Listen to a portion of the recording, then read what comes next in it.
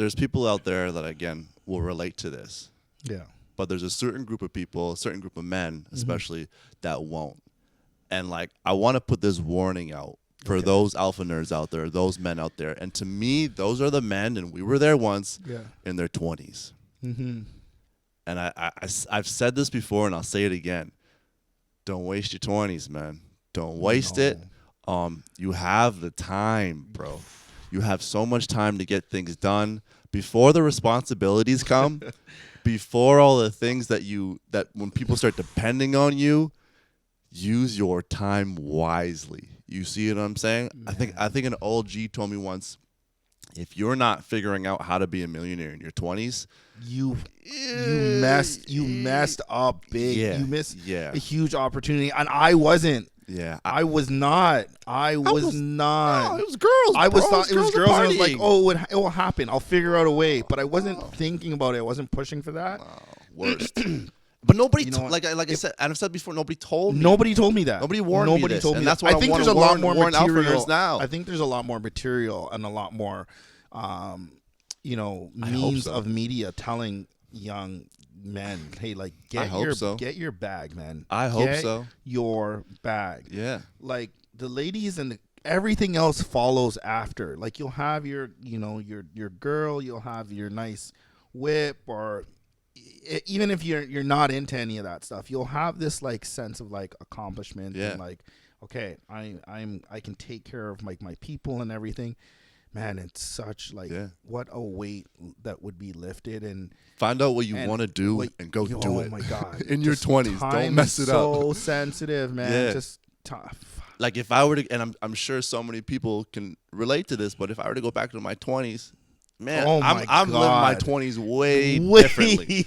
Because I was a dude that was always at the club every night. I was with the girls. I was partying. There was no work involved, fam. I was like 20s. It was work only because it was like you had to. Yeah, I worked to pay. Pay for my cool car. That was it. You know what I mean? To go to the club. Yeah, to buy bottles at the club. That was it. You know what I mean? There was no afterthought after that. And man, I remember the first time I went to like the bank or whatever, and they gave me a line of credit, like in my 20s, and I was like, oh, I guess I'm just gonna use this to get me a car. This makes perfect sense. Yeah, what kind of car? What? It was an Accord, Honda Accord. Okay, this was like end of high school. And you bought it stock. I bought it stock, and then I only put a system in it. I didn't do a bunch of other stuff. I only put like a system, but it was like a disgusting system. Okay. Anyway, so I did that, but now I think back, like at that time, man, if I just like took that 10, 15K and just was like, I'm just gonna rent a house, buy a house and rent it. Oh yeah. I could have did at that time. Yeah. I would have been able to do that. Yeah, you didn't even need any sort of credit or like a down payment. I think you could have put like zero down back then. No, I don't know if you could. First time buyer, I think you could have. Regardless of the matter, I had 15K. Yeah. That I could have put down on a house. Yeah. Yeah. It just like burns my soul to like think about how royally I effed that up. Yeah. You ain't the only one, bro. I balled out with that line of credit too, homie. Such a screw up, man. Yeah. And I was working at Halt Renfrew at the time. Yeah. So, I was like, dripped out in like Prada and all this like designer stuff. Like, why? Yeah. Why?